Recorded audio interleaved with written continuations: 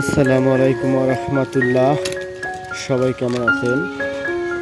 আশা করি সবাই ভালো আছেন। ভালো না থাকলেও আজকে আমার এই ভিডিওটা দেখলে আশা করি আপনাদের মন অবশ্যই ভালো হয়ে যাবে। কারণ আমার এই বাজিকার পাখি এত দুষ্টু মিষ্টি খেলা করতেছে যে আমার মন খারাপ থাকলে আমিও এদের কাছে আইসা বসলে আমারও মন ভালো হয়ে যায়।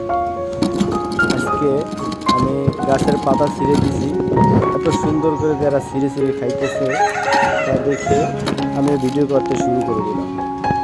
ভিডিও করে আশা করি আপনাদেরকে দেখাইতেছি, আপনাদেরও ভালো লাগবে। আপনাদের যাদের মন খারাপ আছে তারা এই বাজিকার পাখি কিনতে পারেন, পালতে পারেন।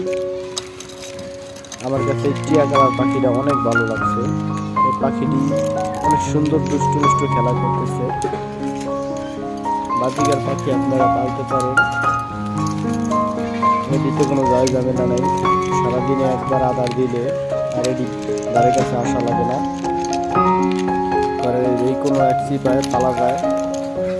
সাদা কালার পাখিটা আর এই টিয়া কালার পাখিটা মূলত এক জোড়া।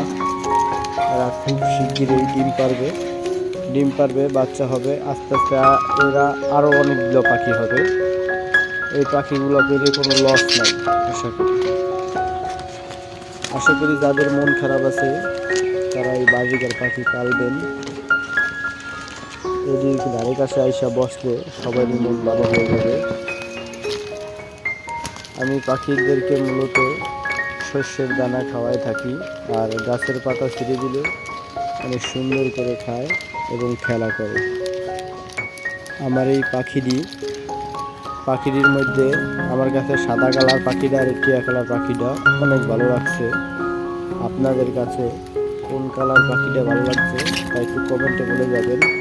ভিডিওটা ভালো লাগলে লাইক করে চ্যানেলটা সাবস্ক্রাইব করে দিবেন। আশা করি সবাই ভালো থাকবেন।